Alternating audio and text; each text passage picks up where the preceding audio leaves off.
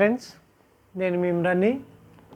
ఈరోజు బరసె బాధల పాఠంలో మనకి టెట్లో కానీ డిఎస్సిలో కానీ కంటెంట్ పరంగా నేర్చుకోవడం అనేది చాలా ఇంపార్టెంట్. అది 10th నుంచి కిందకి వెళ్తే బాగుంటుంది. సో బరసె బాధల్ లెసన్లో అసలు బిట్స్ అనేవి ఏ రకంగా పడవచ్చు, బిట్స్ అనేవి ఎలా పడతాయి అంటే ఫస్ట్ బాగా గుర్తుపెట్టుకోండి.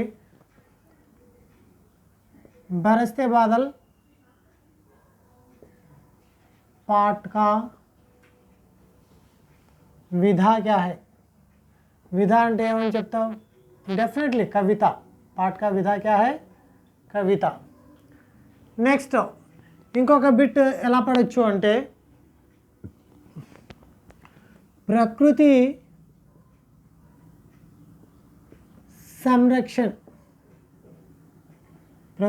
संरक्षण के लिए ప్రేరిత్ करना.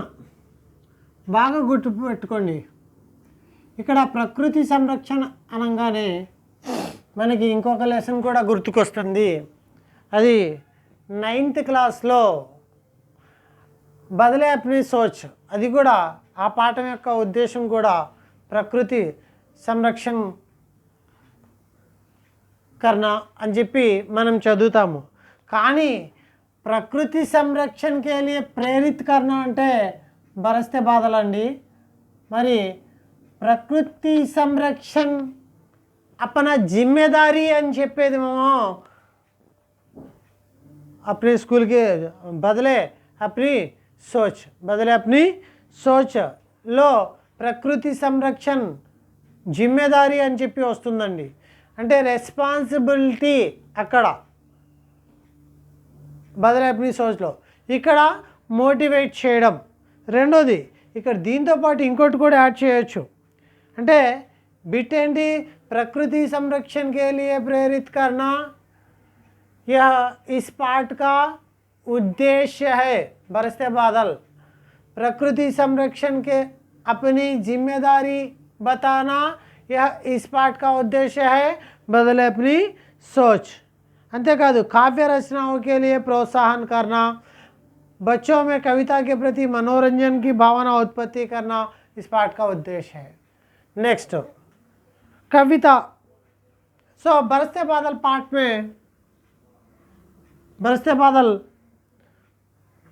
पाठ में किस ध्वनि का प्रयोग किया गया है?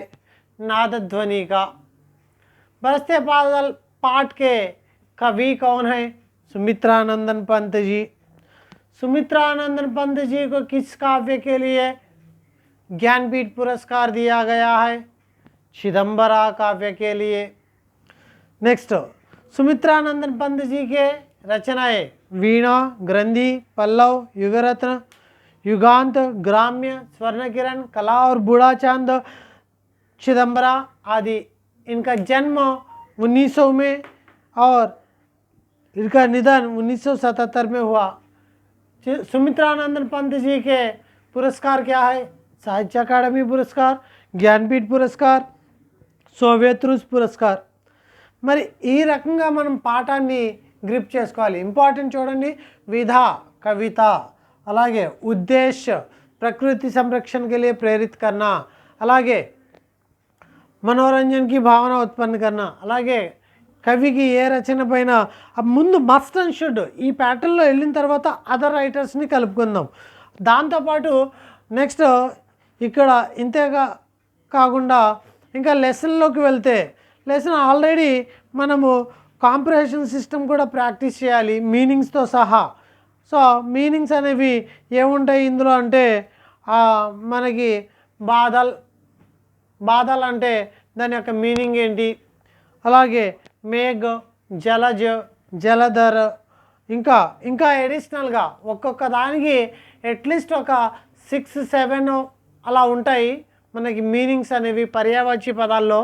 ఆ పదాలన్నీ కూడా బైహార్ట్ సిస్టమ్ ఎక్కువగా ఉంటుందండి. పర్యాయవాచి పదాలు బైహార్ట్ చేయాలి.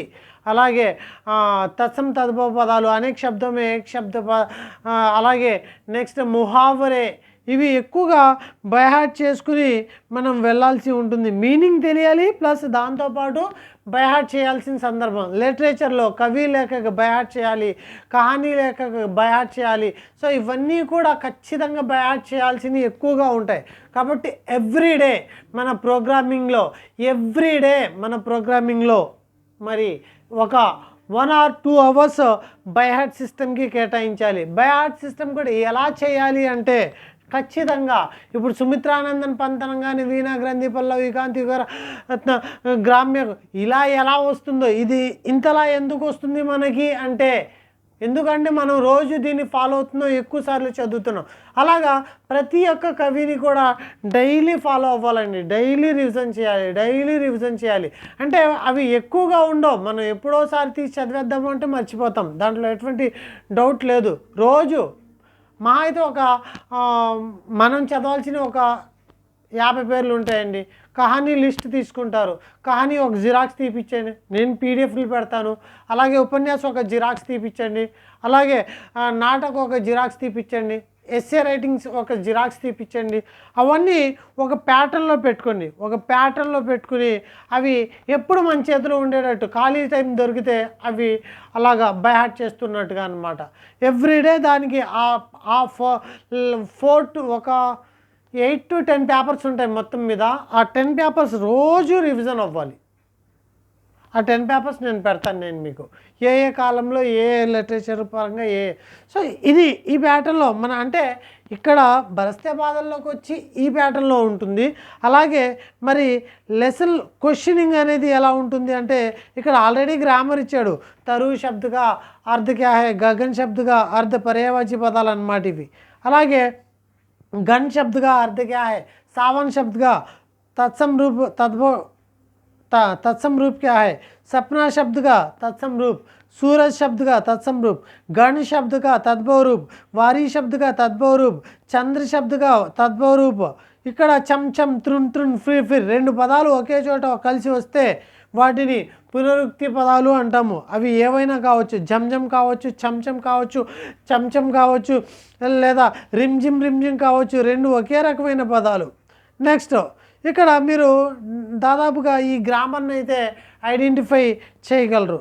అయితే ఇక్కడ మనం ప్రిపేర్ అవ్వాల్సింది ఎలాగా క్వశ్చనింగ్ అంటే, సో ఈ లెసన్లో తత్సమ పద గురించి వచ్చింది, ఈ లెసన్లో తద్భవ పద గురించి వచ్చింది, దీని యొక్క మేజర్ పార్ట్ ఎక్కడున్నాయి, వాటికి సంబంధించింది మనం అడిషనల్గా ఏం చదవాలి అనే దాన్ని బట్టి మరి ఆ తత్సమ్ తద్భవ్ మీనింగ్స్ అంటే ఇక్కడ మనం చేయాల్సినవి ఏంటి, పర్యాయవాచి పదాలు మొత్తం అన్నీ తీసి ఒక చోట పెట్టుకోవాలి.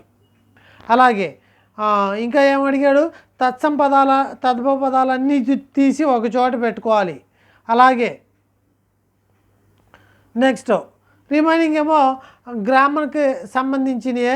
నెక్స్ట్ సమాస్ టాపిక్, సమాస్ ఆల్మోస్ట్ ఆల్ మనం సమాస్ టాపిక్ని ఖచ్చితంగా ముందుకు తీసుకెళ్ళడం అనేది జరిగింది.